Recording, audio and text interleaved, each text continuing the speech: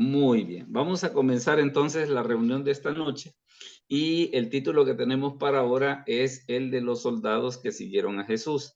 Recuerde pues que como siempre parte de toda esta temática es el hecho de que usted puede preguntar, ¿no? Usted puede consultar, usted puede opinar, porque precisamente la idea es esa, ¿no? La idea es precisamente de que nosotros podamos tener, por decir así, esta capacitación, por decirlo de una manera, respecto de este tipo de cosas. Así que vamos a comenzar pues hablando acerca de los soldados que siguieron a Jesús y sabe por qué precisamente en parte es la idea de esta temática.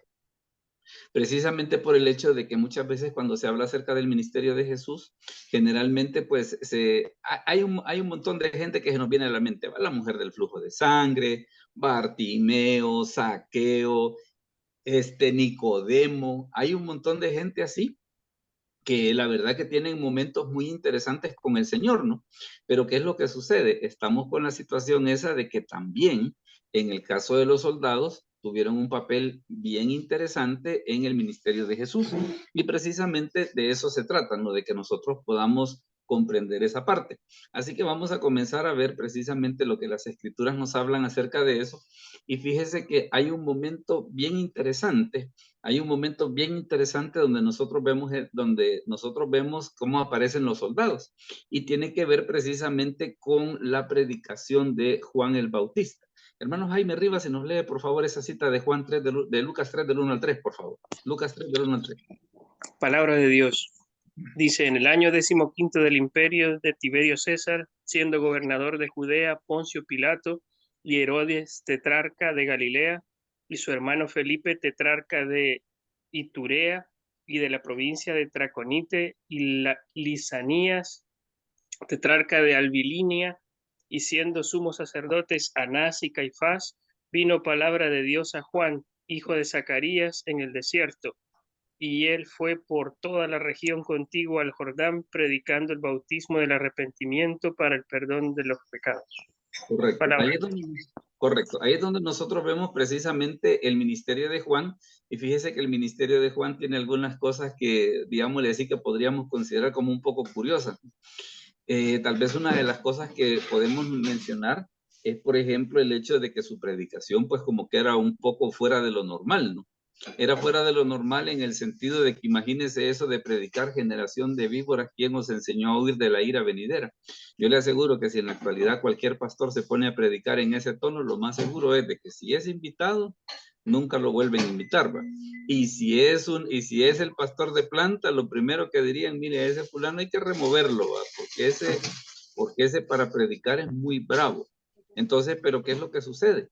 La predicación de Juan, una de las cosas que sucedió era de que a pesar de lo dura que era, empezó a tocar el corazón de la gente a tal grado que mire lo que sucedió, por ejemplo, más adelante en el versículo 14, y es lo que vamos a leer ahorita en Lucas 3:14. Hermano Hernán, si nos puede leer, por favor, Lucas 3:14, que es la cita que está en pantalla. Buenas noches, pastor. Buenas noches, compañeros. Ahorita Bueno. con todo gusto. Lucas 3:14. También le preguntaron unos soldados diciendo, ¿y nosotros qué haremos? Y les dijo, no hagáis extorsión a nadie, ni calumnies, y contentaos con vuestro salario. Correcto. Vea qué curiosa esa situación, y tal vez para que nos hagamos una idea de que entre toda la gente que había llegado a escuchar la predicación de Juan, también habían unos soldados. ¿Y cómo sería la situación en ese momento? O sea, ¿cómo habrá tocado la predicación de Juan de que inclusive los soldados le dijeron, mira Juan, ¿y nosotros qué hacemos? Entonces es donde viene el Señor y les dice, mire, lo que hagan es que no hagan extorsión, dice, no calumnien y conténtense con su salario.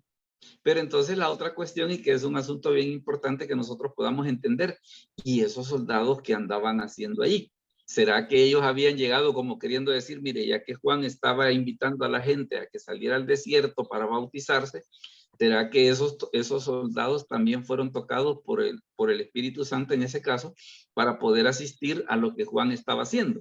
Fíjese que no necesariamente, y tal vez es una de las cosas que nosotros vamos a ver. Es el hecho de que a veces los soldados llegaban a donde Jesús estaba, pero entiéndase que llegaban cuando Jesús reunía multitudes. Entonces, ¿qué era lo que sucedía? Cuando Jesús reunía multitudes, para el Imperio Romano como que era un poco sospechoso en el sentido de decir, bueno, ¿y esta gente qué está haciendo? Pues recuerde de que en ese caso, ¿qué era lo que sucedía? Judea era una provincia romana. Entonces, en ese caso, una de las cosas que los romanos andaban detrás era precisamente que no hubieran rebeliones. Pues. Es por eso de que, por ejemplo, miren lo que ocurre en esta cita que vamos a ver ahorita. Está en el libro de Hechos. Fíjese que en Hechos 19, del 37 al 40, vamos a ver qué es lo que dice. Hermano Borroto, ¿qué tal? ¿Cómo está? ¿Qué tal? Bien, mi hermano, bien, gracias al Señor. Mire, un gusto que esté por acá para los hermanos que tal vez están en la reunión. El hermano Borroto es pastor de Cuba, así que mire qué bueno de veras, hermano, que puede estar con nosotros en la reunión, de veras. Bienvenido bueno. A casa. Bienvenido, de veras. Bienvenido. Hermano, ¿será que nos puede leer la cita que está en pantalla ya que todos estamos participando en la lectura? Sí, Hechos 19, el 37 al 40. ¿Me escuchan bien ahí? Sí, claro.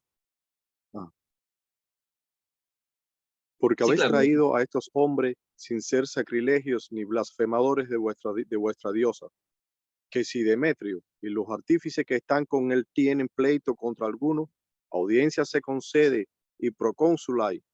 Acúsense los unos a los otros, y si demandáis alguna otra cosa, en legítima asamblea se puede decidir, porque peligro hay de que seamos acusados de sedición por esto de hoy, no habiendo ninguna causa por lo cual podamos dar razones de este concurso.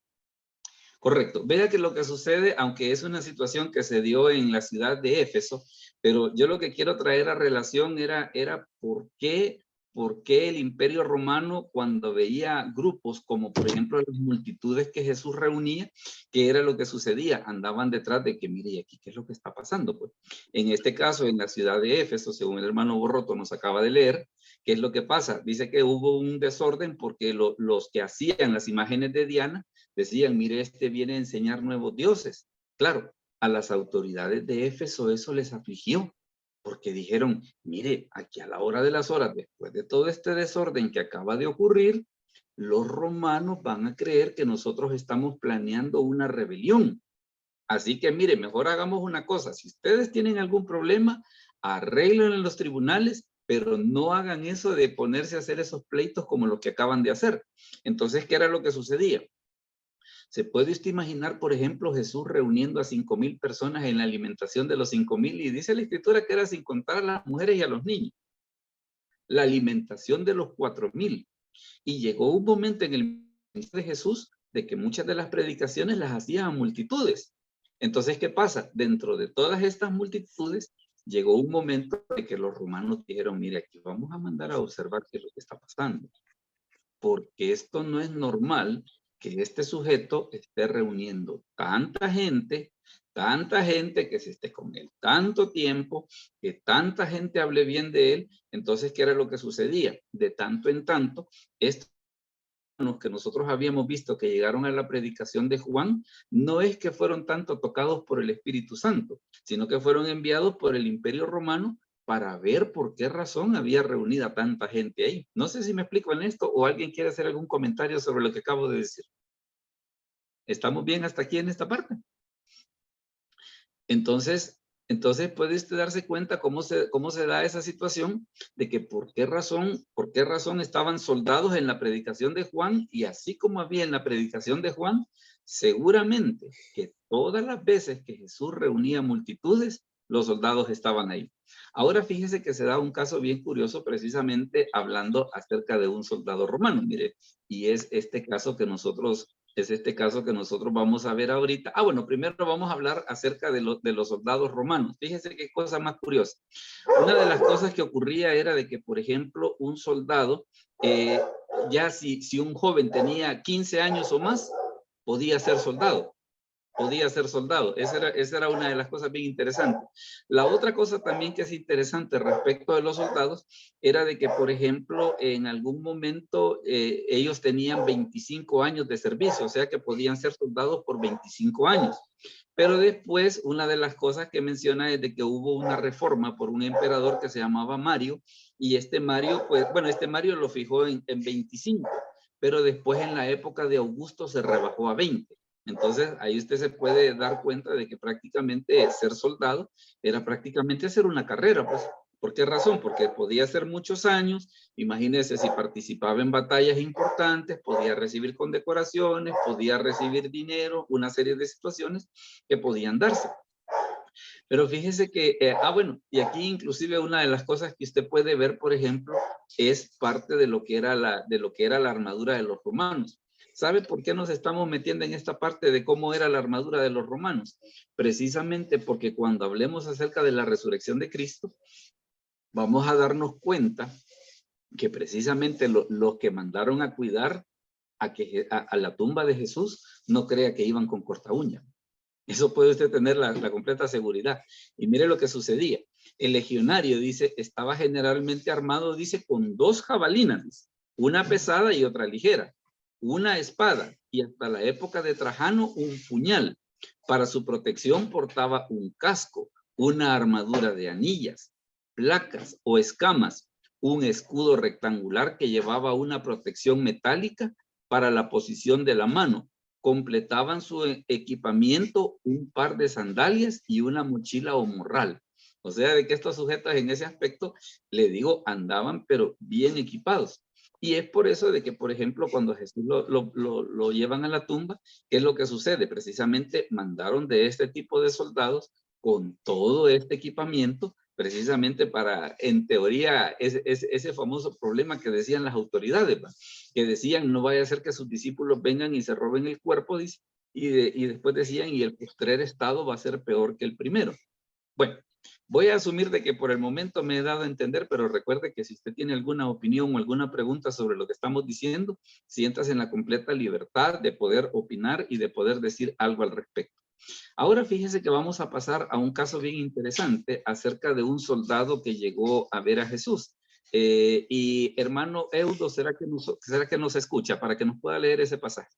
Mateo 8 del 5 al 9. Mateo 8 del 5 al 9.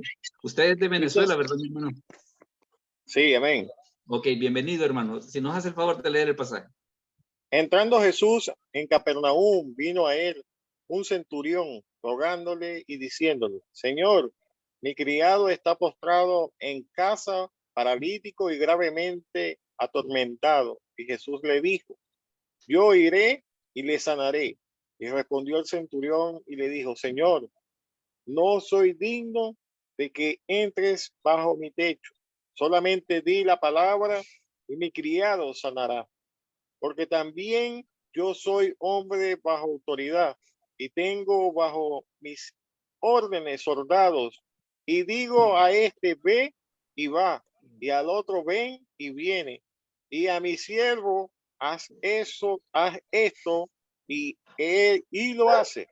Correcto. Vea de que en este aspecto, gracias mi hermano, vea de que en este aspecto, ¿qué es lo que sucede? Este milagro tiene una cosa, 2 cosas bien interesantes. Primera, es un soldado romano el que llega buscando que Jesús le haga un milagro. Y la segunda cosa que también es importante, que él no está pidiendo el milagro ni para una esposa, ni para la mamá, ni para un hijo, sino que está pidiendo el milagro para un criado. O sea, ¿qué tanto quería el centurión a este criado? Que cuando le hablaron a él de el poder que Jesús tenía para sanar, él una de las cosas que pensó es, le voy a ir a decir a él que me ayude, ¿no? Y efectivamente, pues el Señor respondió en ese sentido el llamado que el centurión le hizo. Pero vea usted, porque cualquiera podría decir, mire, pero es que este era un militar. Este era un militar y los militares son personas duras que no andan pensando en cosas de religión o que no andan pensando en cosas de sentimientos. Vea de que en este caso, ¿qué es lo que sucede? El centurión, él va a pedir no por él, no va a pedir por un familiar, sino que en este caso va a interceder por quién, va a interceder por un criado. Y mire la respuesta de Jesús a la petición del criado. Veamos en este caso los versículos del 10 al 13. Veamos quién está por acá que nos ayude. Hermana Yesenia, ¿será que nos ayuda, por favor? Mateo 8 del 10 al 13. Amén, hermano. No sé si me escucha. Sí, claro, Dice, al oírlo Jesús se maravilló y dijo a los que le seguían, de cierto os digo, que ni aún en Israel he hallado tanta fe, y os digo que vendrán muchos del oriente y del occidente y se sentarán con Abraham e Isaac y Jacob en el reino de los cielos. En el reino de los cielos, perdón. Mas los hijos del reino serán echados a las tinieblas de afuera. Allí será el lloro y el crujir de dientes.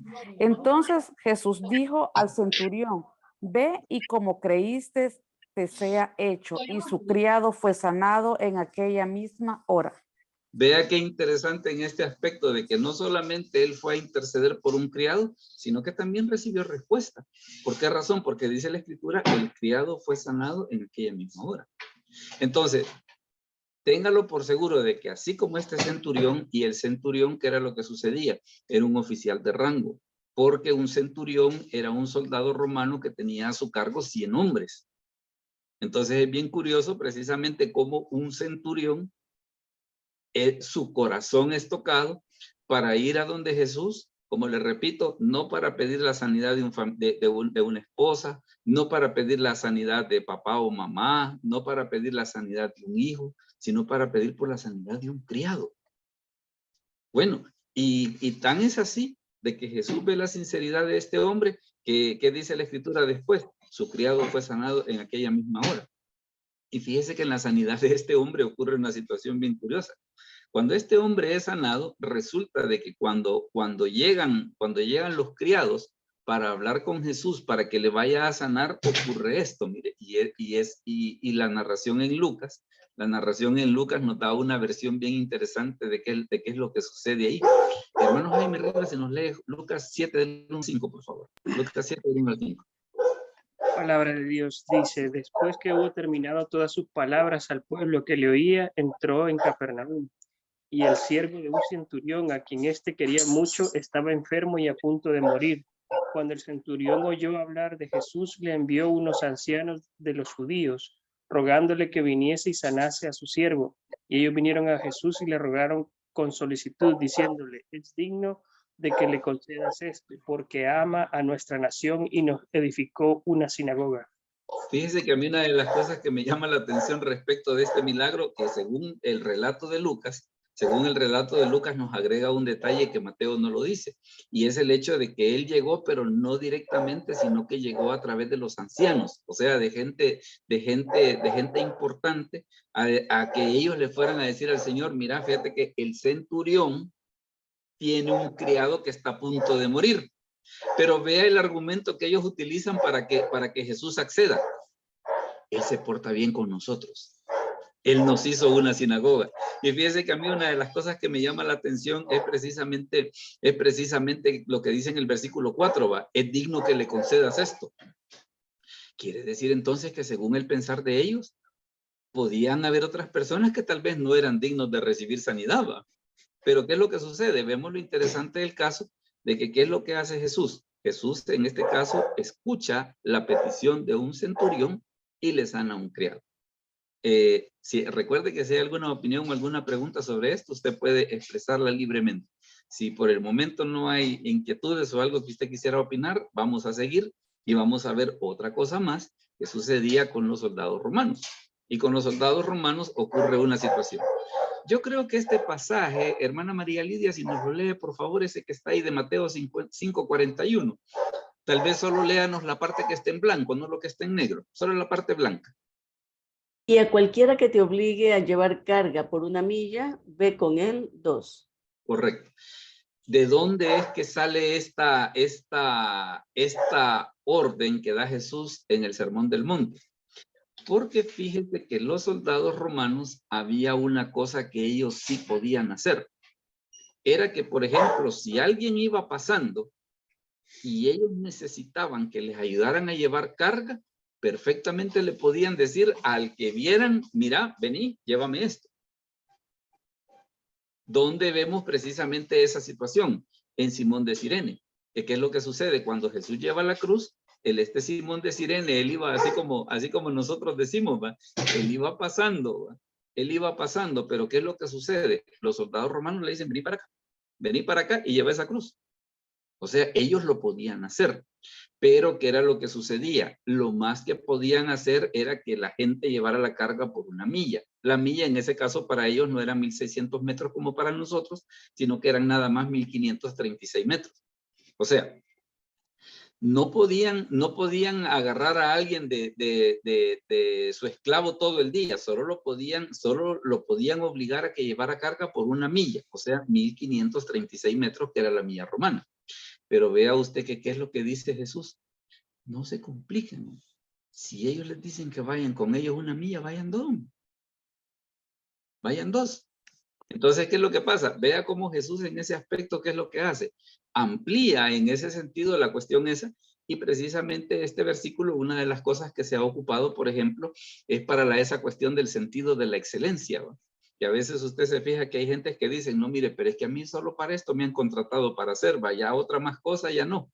Pero lo que el Señor está diciendo es totalmente diferente.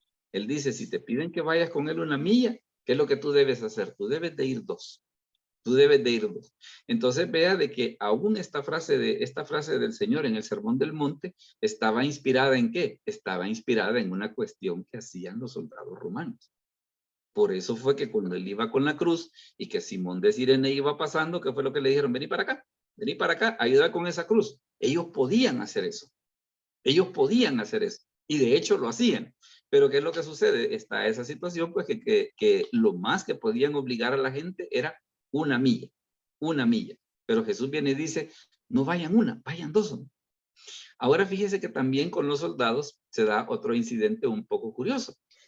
Y es precisamente el momento en el que los soldados torturan a Jesús. Y veamos cómo está esa situación. Hermano Mario, Mario Rogel, si nos lee Juan 19 del 1 al 5, por favor. Juan 19 del 1 al 5. Amén. Así que entonces tomó Pilato a Jesús y le azotó. Y los soldados entretejieron una corona de espinas y la pusieron sobre su cabeza. Y le vistieron con un manto de púrpura. Y le decían, salve, rey de los judíos, y le daban de bofetadas. Entonces Pilato salió otra vez y les dijo, mirad, os lo traigo fuera, para que entendáis que ningún delito halló en él. Y salió Jesús, llevando la corona de espinas y el manto de púrpura, y Pilato les dijo, he aquí el hombre. Correcto. Fíjese que una de las cosas que a mí me ha llamado la atención de este incidente, y le quiero compartir mi versión al respecto, vaya, porque vemos cómo es de que estos soldados son designados para torturar a Jesús. Pero yo creo que ninguno de los que estamos acá alguna vez ha torturado a alguien. Pero no sé, si quisiéramos adentrarnos un poquito en esa mentalidad, no creo yo que voy a torturar a alguien y después se me va a olvidar así como que nada ha pasado. No sé si me doy a entender en esto. O sea, de que mire, he golpeado a alguien, le he puesto una corona de espinas, me he burlado de él y después cuando regrese para mi casa me voy a dormir tan tranquilamente como que si he tenido un día de trabajo normal en la oficina. Entonces, le digo esto porque vaya, por ejemplo, una vez una persona me hacía el comentario, ¿no? Porque él combatió durante la guerra acá en El Salvador. Y una de las cosas que, platicando con él una vez sobre qué significaba el matar a alguien, y una de las cosas que me confesó en algún momento me decía, ¿sabe qué es lo que sucede? Me dice, que uno en las noches se le vienen los rostros de la gente que ha matado. ¿Ya? O sea de que era en ese aspecto una situación bien complicada el hecho precisamente de saber de que se le ha hecho daño a alguien. En este caso, pues, estos soldados vienen y les encargan la tortura de Jesús. ¿Y qué fue lo que ellos tuvieron que hacer? Lo que ellos tuvieron que hacer fue obedecer, ¿verdad? Porque se les había dado la orden. Pero ¿qué era lo que sucedía? En su mente había quedado aquella situación de que, bueno, ¿y este sujeto quién es? ¿Y este sujeto quién es? Justamente han estado hablando que él hacía milagros, que él sanaba a las personas, y ahora ¿por qué nos lo traen aquí para que nosotros hagamos burla de él? ¿Qué es lo que está sucediendo aquí? Pero bueno, se da este incidente y después fíjese que los soldados intervienen en otra situación, mire, y tiene que ver con la muerte de Jesús. Tiene que ver con la muerte de Jesús. Roto, si nos ayuda, por favor, con esta cita de Juan 19, 33 al 34. Juan 19, del 33 al 34. ¿Cómo no? Mas cuando llegaron a Jesús, como le vieron ya muerto, no le quebraron las piernas, pero uno de los soldados le abrió el costado con una lanza, y al instante salió sangre y agua. Correcto. Ahora, ¿qué es lo que estaba haciendo este soldado? Déjeme comentarle una cosa respecto a la crucifixión y por qué el soldado hizo esto. La crucifixión de Jesús duró 3 horas nada más porque él puso su vida. No porque las crucifixiones no duraban 3 horas. Las crucifixiones duraban varios días. O sea, de que ponían a la persona y que era lo que sucedía. En el día le daba el gran solazo y en la noche el frío. Aparte de solo el hecho de estar crucificado, de la incomodidad al respirar, entonces, ¿qué era lo que sucedía? Quizás la parte más torturosa de la crucifixión, ¿qué era? No era meramente el hecho de decir, que mire, lo crucifican. Lo tenían varios días hasta que se moría. ¿Y qué era la otra cosa que hacían, por ejemplo? La otra cosa que hacían, usted ve, por ejemplo, que a Jesús le quisieron dar mezclado con vinagre. ¿Cuál era la idea de darles ese tipo de cosas? Que se les calmara el dolor para que duraran más tiempo en la cruz. Entonces, ¿cuál fue la situación? De que se topan con el problema que a Jesús lo crucifican a las 12 del día y a las 3 de la tarde ya se murió. Y entonces ellos estaban con eso y mire aquí cómo es esto. Entonces los soldados romanos, como en ese aspecto ellos eran especialistas en ese tipo de tortura, ¿qué fue lo que hizo un soldado? ¿Qué fue lo que hizo el soldado? Le traspasó el costado. ¿Cuál era la idea de traspasarle el costado? Dice la escritura de que le salió sangre y agua. Sangre y agua. Ahora, ¿por qué es esto? Porque eso de salir sangre y agua únicamente, fíjese bien, únicamente ocurre cuando la persona muere, no cuando está desmayada, ¿verdad? Porque a veces hay quienes para negar la resurrección de Cristo dicen que Jesús no se murió, sino que solo se desmayó. Pero para esas personas que piensan así, este soldado romano, ¿qué es lo que hace? Nos da la prueba de que sí, efectivamente Jesús estaba muerto, pero estaba muerto no porque los soldados romanos le habían matado, sino que estaba muerto porque, así como dice él en el Evangelio de Juan, mi vida nadie me la quita, dice, sino que yo de mí mismo la pongo y yo la vuelvo a tomar. Entonces, ¿qué hace acá el soldado romano? Con esto que él hace, nos hace el favor de demostrarnos aquello de decir, mire, y Jesús había muerto, claro que sí, y en solo 3 horas se murió, en solo 3 horas. La crucifixión no duraba eso. Como le repito, eran varios días. Los judíos en su desesperación por querer deshacerse de Jesús, le dan el pretexto y le dicen, mira, mátalo ya porque se acerca el día de reposo. Nada, que ellos lo que querían hacer era que aprovechando que lo tenían ahí en la cruz, lo querían matar rápido. Pero se toparon con la sorpresa que cuando llegan, él ya estaba muerto.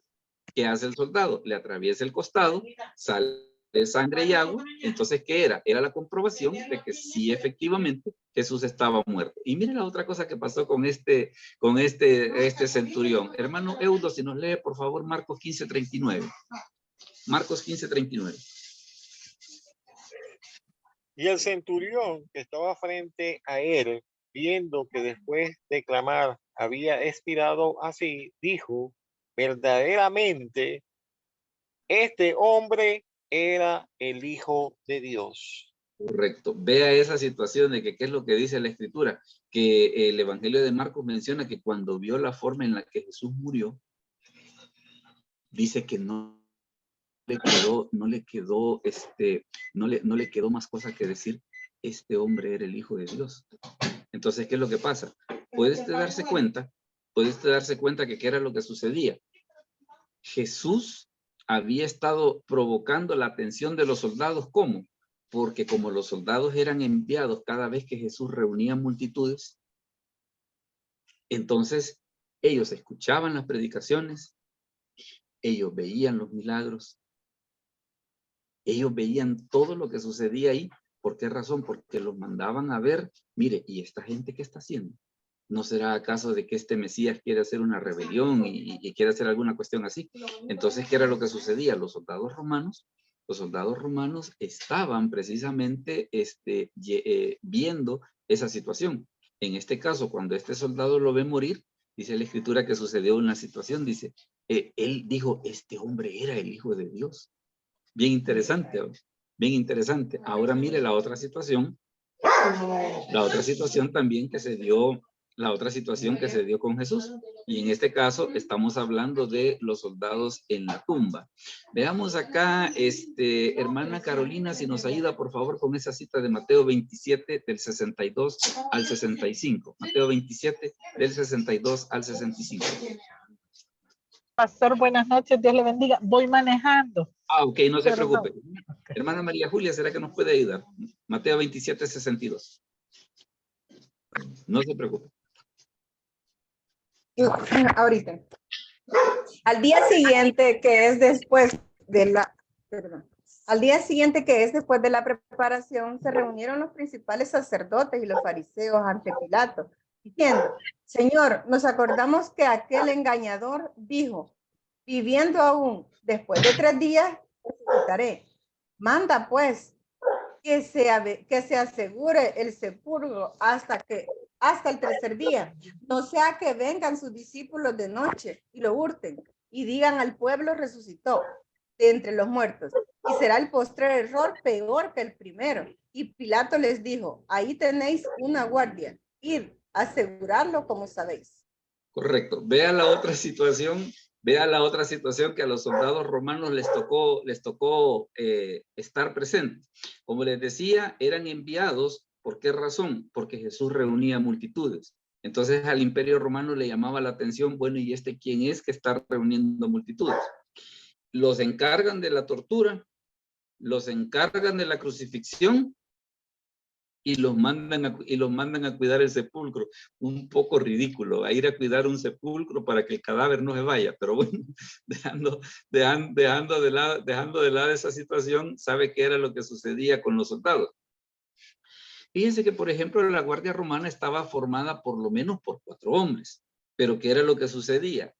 En este caso, dada la importancia de lo que estaba sucediendo, se estima de que por lo menos habían entre 10 a 30. Porque, ¿qué era lo que hacía de que en el caso fuera, digamos, tan diferente la cosa? Hay una tradición que dice de que no solamente estaba la guardia, sino que también dice que también había un centurión de confianza, que era como por decir así, el que estaba como jefe de ellos. Esto no lo dice la Biblia, pero sí hay un dato que la tradición dice que este hombre se llamaba Petronio. Y una de las cosas que era lo que sucedía, oiga, un soldado romano no se podía dormir de guardia, porque si lo hacía, la pena era la muerte. O sea, de que no es tan así de que, mire, es un cadáver. No, les habían dado la orden. La otra agravante que también hace bien interesante que por qué los soldados romanos estaban allí, tiene que ver con lo siguiente, porque a la tumba menciona la Escritura que le pusieron un sello. Ahora, ese sello que le pusieron a la tumba, lo interesante que tiene es lo siguiente. No era que era un sello difícil de romper, era un sello fácil de romper, pero el problema era que era un delito romperlo. Ese era el problema. En sí el sello era fácil, vaya, sería como que, imagínense, como que ponen una cinta amarilla en una casa de que está clausurada. Así esa cinta se puede romper con una tijera, pero es un delito hacerlo. Entonces lo que estaba ocurriendo en ese momento era de que estaba toda esta guardia romana, tenían a si la tradición es correcta, a este sujeto que se llamaba Petronio, estaba el sello sobre la tumba, Entonces, como que los soldados romanos, lo menos que podían hacer en esa ocasión, lo menos que podían hacer era dormirse. Porque si se dormían, ellos iban a ser los siguientes en morirse. Ahora, teniendo en mente esto, mire qué fue lo que pasó con ellos y por qué el testimonio de ellos es tan interesante. Veamos esta cita de Mateo 28 del 11 al 15. Hermana Elsa, si nos ayuda, por favor. Elsa Ramos. Amén, pastor. Mientras ellas iban, he aquí unos de la guardia fueron a la ciudad y dieron aviso a los principales sacerdotes de todas las cosas que habían acontecido. Y reunidos con los ancianos y habiendo consejo, dieron mucho dinero a los soldados, diciendo: decid vosotros, sus discípulos vinieron de noche y lo hurtaron, estando nosotros dormidos. Y si esto lo oyere el gobernador, nosotros le persuadiremos y os pondremos a salvo. Y ellos, tomando el dinero, hicieron como se les había instruido. Este dicho se ha divulgado entre los judíos hasta el día de hoy. Correcto. Vea, gracias. Vea las situaciones que están en este versículo y que le digo, a la luz de todo lo que estamos diciendo, suena hasta como chiste. Jesús resucita y ¿qué hacen los soldados? ¿Se van a reportar con Pilato? No, sino que dice que fueron a donde los ancianos a decirles. ¿Cuál era la idea de ellos? De decirles a ellos para que tal vez ellos intercedieran ante Pilato y las autoridades para que no los mataran. Los otros, como querían tapar la resurrección de Cristo, se les ocurre la feliz idea de decir: digan que sus discípulos vinieron a robarse el cuerpo estando ustedes dormidos. Mire qué idiotez. Los discípulos habían huido cuando apresaron a Jesús. ¿Y de dónde de repente iban a sacar valor para ir a robarse el cadáver? Y la otra cosa, ¿y para qué se lo iban a robar? Porque Sepultura, José de Arimatea le había dado su tumba personal. O sea, de que, vaya, no tenían ni siquiera un motivo como para poder decir: mire, vamos a ir a robar el cuerpo del Señor, porque fíjese que lo tienen allá tirado en el suelo. No, lo tenían en un sepulcro de lujo. ¿Y para qué lo iban a ir a robar? Pues? ¿Y para qué lo iban a robar? Vaya. Pero digamos que agarran ánimo, y se meten a robarlo. Y estaba la guardia romana que no estaba con corta uñas, sino que estaba con todas esas cosas que hemos estado hablando, que era parte de las armas que tenía un soldado romano. La guardia estaba entrenada para pelear y los discípulos iban a ir a enfrentar a esa gente. Mire, cuando las autoridades les dicen: mire, digan que sus discípulos vinieron y se robaron el cuerpo estando nosotros dormidos, yo les aseguro que al común de los mortales le ha de haber caído la cuenta. ¿Estaban haciendo qué cuando los discípulos se vinieron a robar el cuerpo de Jesús? Si un soldado romano se dormía, le tocaba la pena de muerte. Entonces le digo, más de alguien ha de haber dicho: estaban dormidos. ¿El qué? Y bueno, pero mire todavía hasta dónde llega la ensalada, que dice en el versículo 14 al final: si esto lo oyere el gobernador, nosotros le persuadiremos. O sea que el gobernador también era comprable, ¿va? También era comprable, le iban a pasar sus moneditas para que no dijera nada y que todo el mundo se quedara callado. Y es por eso que en el versículo 15 dice: y ellos, tomando el dinero, hicieron como se les había instruido. Este dicho se ha divulgado entre los judíos hasta el día de hoy. Pero fíjese que la teoría es tan absurda, pero tan absurda, que las escrituras ni siquiera pierden su tiempo en andar explicando lo contrario. ¿Por qué razón? Porque cualquiera que le escuchaba decía: los soldados romanos dormidos. Los discípulos, siendo unos cobardes, vinieron a robar el cuerpo. ¿El qué? ¿Con qué armas? Los soldados romanos estaban armados. Estaban entrenados para pelear. Y los discípulos los pudieron vencer. ¿Va? O sea, por todos los lados en los que usted lo vea, por todos los lados, es la cosa más absurda, es la cosa más ridícula del mundo. Pero mire, déjeme contarle todavía otra cosa más. No sé si usted ha visto, y fíjese el problema que le quiero plantear para ver que si alguien nos quiere regalar su opinión al respecto, se lo comento. Hay una película que se llama Resucitado. Eso que usted ve allí es el cartel de la película. Yo creo que la película esa está en Netflix, por si usted tiene esa plataforma y lo pueda ver. Fíjese que esa película tiene un argumento bien interesante. Que resulta que cuando Jesús resucita, mandan a un soldado romano a averiguar. Dónde está el cuerpo, por todo lo que le estaba mencionando, porque estaba custodiado, el sepulcro estaba sellado y era un delito romper el sello.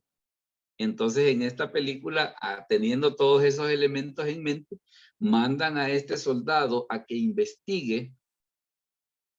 Y fíjese que ocurren dos cosas en la película.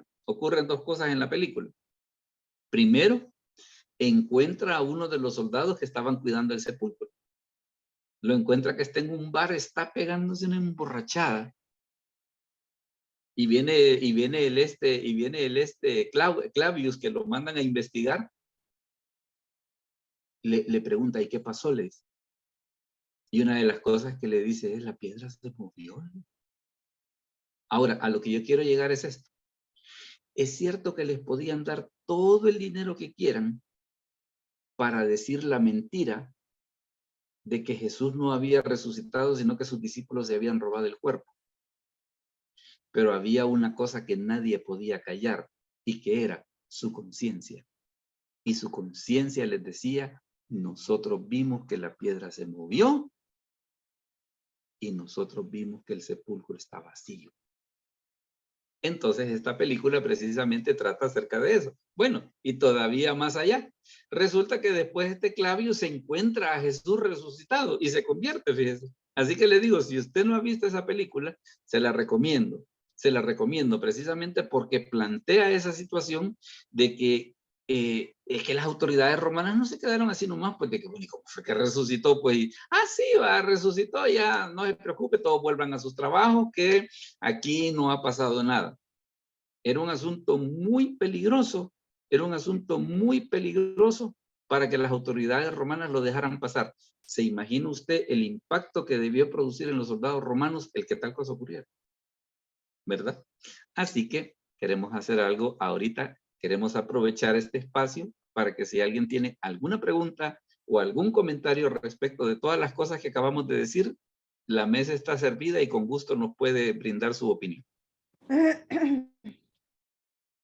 Veamos. A ver. ¿Alguien tiene alguna pregunta? Dígame. ¿Hola? Sí, hermano. Hermana María, dígame. Aunque no tiene que ver con los soldados, pero sí necesito hacer esta pregunta y quizá no necesariamente para responder ahora. La cuestión es esta. De Jesús se dijo que Dios no iba a permitir que su santo viera corrupción. Sin embargo, el hecho de que haya muerto implica que, bueno, porque la muerte implica corrupción de la carne.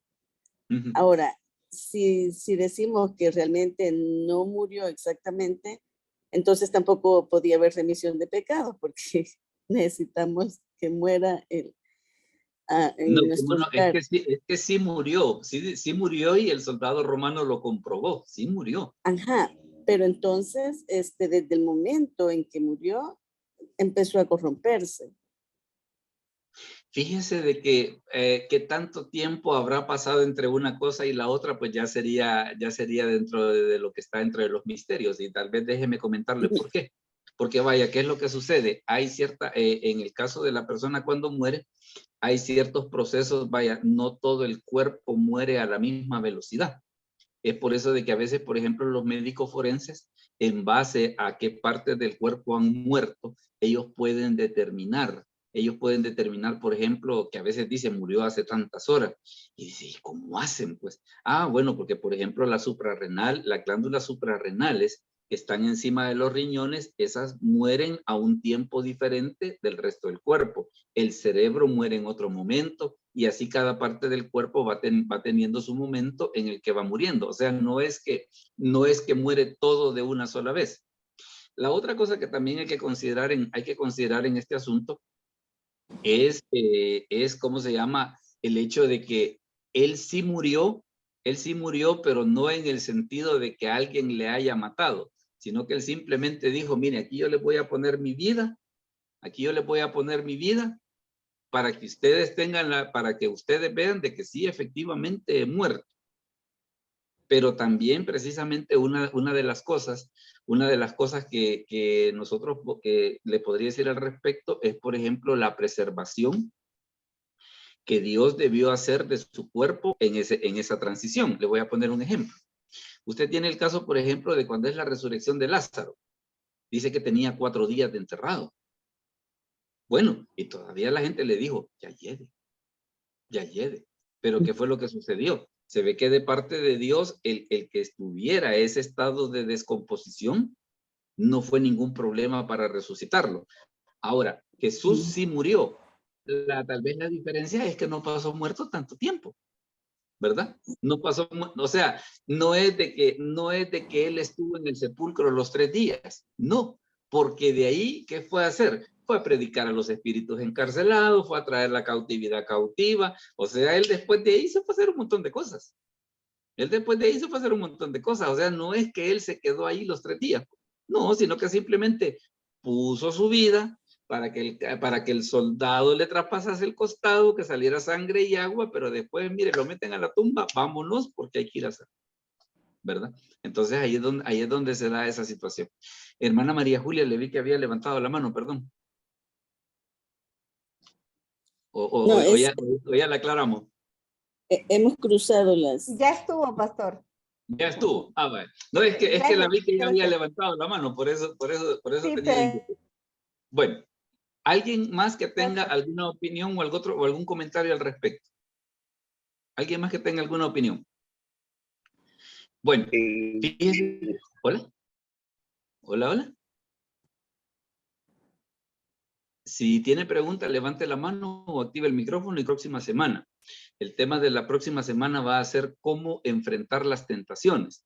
Y vamos a centrarnos específicamente en la manera de cómo la Escritura describe esta situación, cómo Jesús enfrentó las tentaciones en Mateo 4, en Lucas 4 y en Marcos capítulo 1. Así que ese va a ser el tema. La próxima semana es miércoles 1 de marzo. Como repito, va a ser siempre a las 7 de la noche, hora Guatemala, El Salvador, 9 Venezuela, 10 Argentina, para que si usted quiere invitar a alguien a que pueda estar con nosotros en la reunión, la verdad pues de que va a ser de mucha bendición. Y ese va a ser el tema para el 1 de marzo, que es el próximo miércoles. Así que no me queda más que agradecerles por su presencia. Vamos a orar para poder terminar. Así que le voy a pedir que inclinemos el rostro y oramos al Señor. Padre, te damos gracias por este momento, gracias por la bendición que nos has dado de poder estar reunidos a esta hora, gracias por el testimonio que nos ha contado el pastor Borroto y por todas aquellas personas que también han estado pasando por situaciones difíciles. Sabemos, Señor, de que tú nos cuidas a cada paso, estamos en tu voluntad y reconocemos de que eres tú quien nos cuida. Gracias te damos, bendice a cada uno de los participantes en la reunión, provee para sus necesidades, sana a los enfermos, te lo pedimos en el nombre de Jesús. Amén. Bueno, mis hermanos, de veras ha sido una gran bendición, que puedan estar con nosotros esta noche. Así que no se les olvide, el 1 de marzo vamos a estar por acá hablando acerca de la tentación de Jesús. Así que pasen muy buenas noches y que el Señor me los bendiga. Amén, pastor. Buenas noches. Bendiciones, maestro. Amén. Buenas noches. Gracias, pastor. Buenas noches.